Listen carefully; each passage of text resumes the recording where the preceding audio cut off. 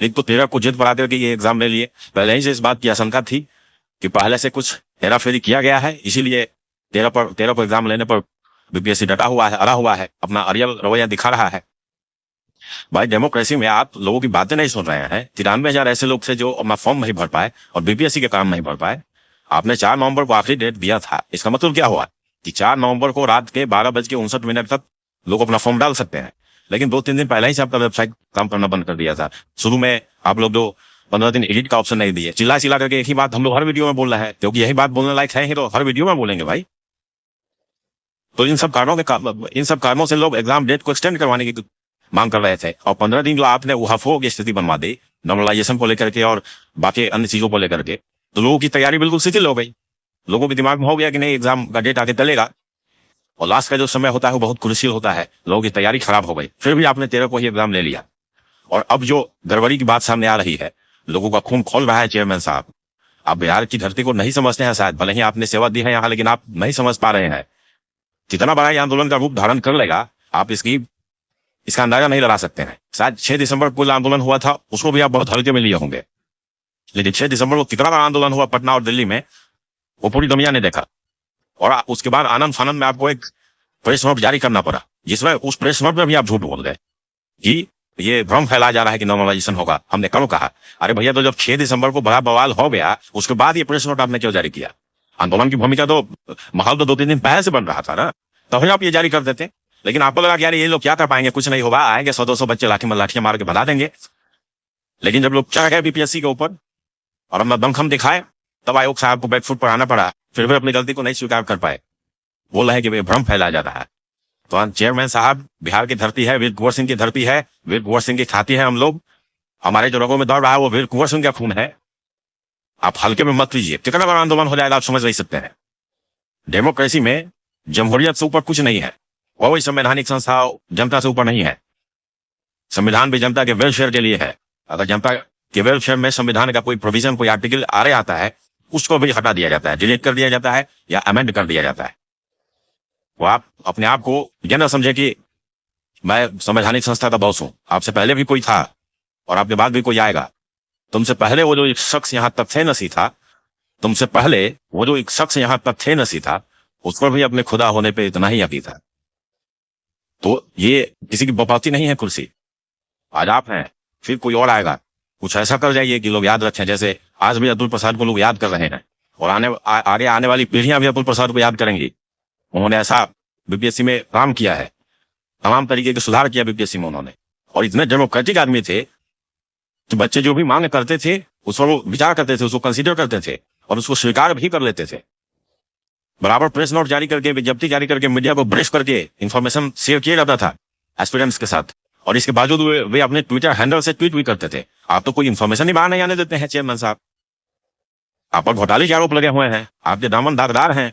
भले ही कौन क्या करेगा, हो सकता है आप बाद में बड़ी हो जाए, लेकिन अभी तो आपके ऊपर आरोप लगा है ना करोड़ों रुपए गबन करने का। महादलित विकास निगम में जब आप थे उस समय आपने करोड़ों का घोटाला किया है। ये एफआईआर है, हम नहीं कर रहे हैं। आईपीसी की अनेक धाराओं में आपके ऊपर अभियोग दर्ज है। तो ऐसे लोगों को बिहार सरकार को सोचना चाहिए कि दागदार लोगों को क्यों बिठाया गया चेयरमैन की कुर्सी पर। और कोई चेयरमैन इतना तानाशाह कैसे हो सकता है? तो मेरे भाइयों, आप लोगों को जो कल बुलाया गया है, बिल्कुल दमखम दिखाइए। और आप अगर डटे रहे, यूपी में भी नहीं मान रही थी सरकार आरोप वाले में कि ऐसा कुछ हुआ है, लेकिन जब लोग डटे रहे तो 3-4 दिनों के बाद ही सरकार को घुटना पड़ाना पड़ा और एग्जाम को रद्द करना पड़ा। तो हमारी जीत होगी, एकदम 100% श्योर है। आपके साथ एक सवाल नहीं किया गया है ना। एक बार चेयरमैन साहब ने कह दिया कि एग्जाम का लेवल जो है वो ऊपर का होगा, हम यूपीएससी को फॉलो करेंगे। तो जो बच्चे जो सीरियस थे वे यूपीएससी वाला मटेरियल पढ़ रहे थे। लेकिन सवाल कैसा आया है आप देख लीजिए आप लोगों ने। तो बिहार में बजट किसने पेश किया? अरे भाई, स्वाभाविक बात है कि तो वित्त मंत्री वही पेश करेगा ना। और अगर ये बात किसी को पता भी चल जाए कि बजट किसने पेश किया, तो ये क्या सवाल है? ये जान जाने से क्या हो जाएगा? अगर किसी को ये तथ्य पता है तो क्या उसको पढ़ा लिखा कहा जाएगा केवल एक तथ्य जान लेने से? हम लोग एक बच्चा में जब बच्चे से छोटे छोटे तो कहानी सुना करते थे, कहावत कहिए कि किसी तोता को रटा दिया गया था कि शिकारी आएगा, दाना डालेगा, जाल बिछाएगा, मगर जाल में फंसना मत। और तोता इसी लाइन को रट रहा था और जाल में फंस भी गया। ऐसा इसलिए हुआ कि तोता उस लाइन को रट लिया था, लेकिन उसका मर्म क्या है, उसका निहितार्थ क्या है, वो नहीं समझ पाया। तो आप जो क्वेश्चन पूछ रहे हैं चपरासी लेवल का, आप बीपीएससी की प्रतिष्ठा को धूमिल कर रहे हैं। अतुल प्रसाद सर के समय में कितने अच्छे क्वेश्चन आ रहे थे, स्टेटमेंट वाले क्वेश्चन थे, डीप अंडरस्टैंडिंग की डिमांड करने वाले क्वेश्चन थे। आप तो रेलवे से भी नीचे चले गए, रेलवे ग्रुप डी का जो एग्जाम होता है उसका लेवल भी बीपीएससी के लेवल से ऊपर है। अरे भाई, कमीशन का एग्जाम आप ले रहे हैं ना, आपको कैसे कैसे लोग चाहिए? वो आप तो कुछ कोचिंग माफियाओं भी सारे पर ऐसा कर रहे हैं, क्योंकि ग्रुप डी लेवल का एग्जाम, अब ग्रुप डी लेवल के एग्जाम का आप क्वेश्चन पूछेंगे तो फिर उनके कोचिंग से बच्चे ज्यादा सेलेक्ट होंगे, फिर उनकी कोचिंग की वाहवाही होगी, उनका कोचिंग ज्यादा चलेगा, फिर वहां से कुछ प्रसाद मिल जाएगा आपको भी। तो आप बीपीएससी की प्रतिष्ठा को धूमिल कर रहे हैं, बिहार की प्रतिष्ठा को धूमिल कर रहे हैं। आप नीतीश कुमार जी की जो साफ सुथरी छवि है उसको भी आप दागदार कर रहे हैं, उनके दामन पर भी आप दाग बना रहे हैं। क्योंकि आप जो सब कर रहे हैं, और कुछ जो और भी नेता आपसे मिले हुए हैं, वो इस बात को मुख्यमंत्री जी तक नहीं पहुंचने दे रहे हैं। लेकिन मुख्यमंत्री जी इतना डेमोक्रेटिक आदमी है, महिलाओं के लिए वो हमेशा खड़े रहे बिहार में, महिला विकास के लिए। और आपने क्या किया भाई? महिलाएं, हमारी बहनें, बेटियां जो हैं वो मांग करती रही, गिड़गिड़ाती रही कि एग्जाम डेट को एक्सटेंड कर दीजिए। और जब आप नहीं सुने, जब लोगों ने आंदोलन किया, तो आपने उनके ऊपर भी लाठियां चलवाई। पटना में लड़कियों को मारा गया, मेल पुलिस वाले ने लड़कियों को मारा और खून निकाल दिया मार के। एग्जामिनेशन के नाम पर आप लोगों से बिहार भ्रमण करवा रहे थे। पश्चिमी चंपारण, पूर्वी चंपारण के लोगों को आप भेज रहे थे औरंगाबाद, कटिहार भेज रहे थे, और औरंगाबाद के आदमी को आप भेज रहे थे पश्चिमी चंपारण। ये बिहार भ्रमण करवा रहे थे क्या आप?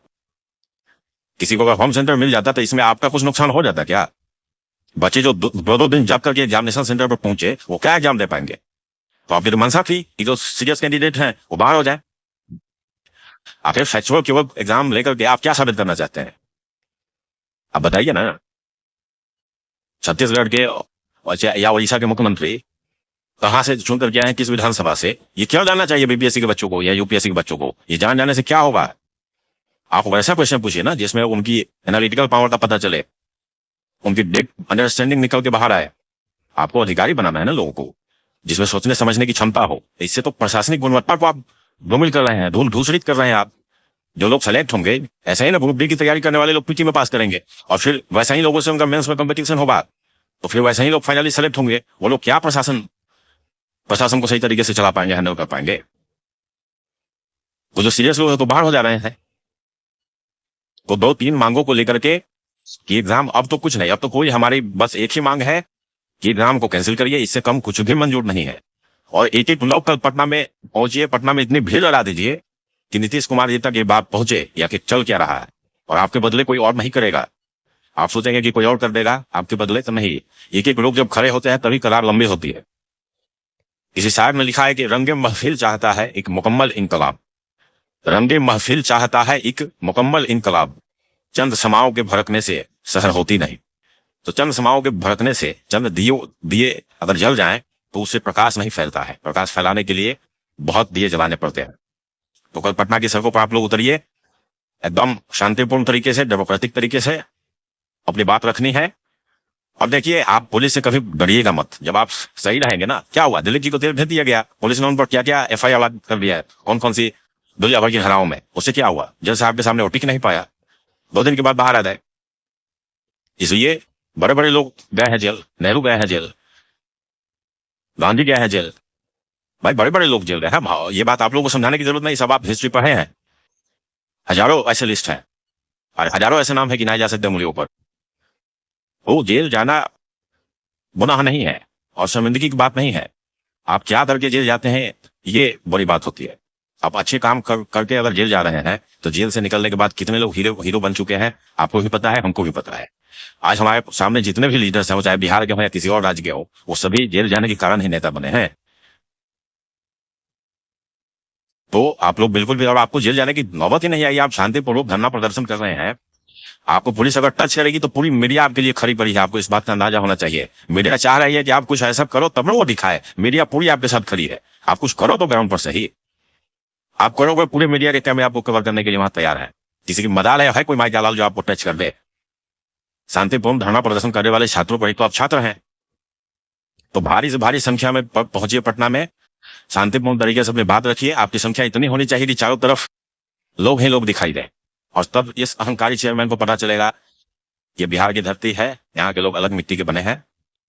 मुझे लगा कि मुझे अपनी बात कहनी चाहिए एक वीडियो के माध्यम से, तो मैंने अपना फर्ज निभाया है। और आप ये ना समझिए कि मैं केवल वीडियो बना रहा हूँ, ये भी एक बड़ा काम है। कम से कम हमारा वीडियो अगर 5-10 हजार लोगों तक पहुंचे रहा, तो इतने लोगों तक तो बात पहुंची ना।